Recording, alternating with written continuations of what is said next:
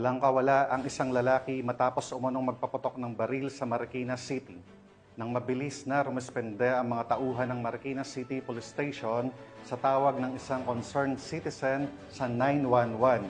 Sa loob lamang ng 4 na minuto mula sa pagtanggap ng ulat, naabutan at naaresto ng mga pulis ang suspect na ngayon ay nahaharap sa kasong illegal discharge of firearms at alarms and scandal.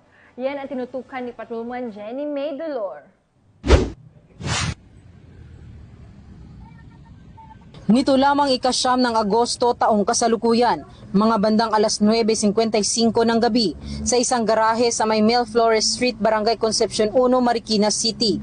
Ayon sa investigasyon, napag-alaman na bago pa nangyari ang insidente, nakita di umano ng kapitbahay ng sospek na ito ay nag-iinuman kasama ang iba pa. Subalit makaraan ang ilang sandali, biglang nabulabog ang mga residente sa nasabing lugar dahil sa 4 na beses na putok ng baril na kanilang narinig mula sa bahay ng sospek.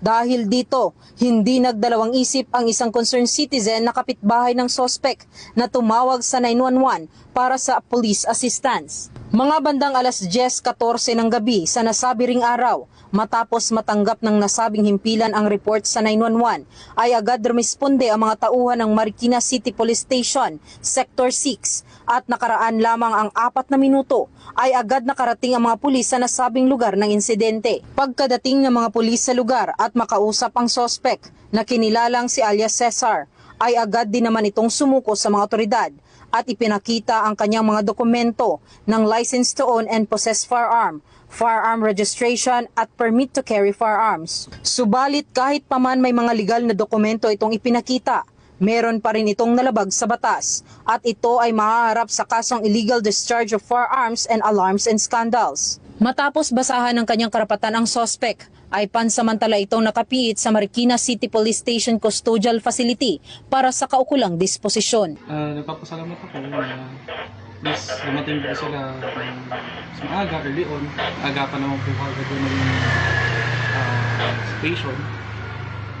And ang akin lang, wala naman po kaming against dun sa nangyari. Pero sa kapakanan na lang din po ng mga nakatira din dito. Yun lang naman. Mula dito sa Eastern Police District, ako po ang inyong PNN correspondent, Patrolwoman Jenny May Dolor, alagad ng batas, taga-taguyod ng Balitang Pulis.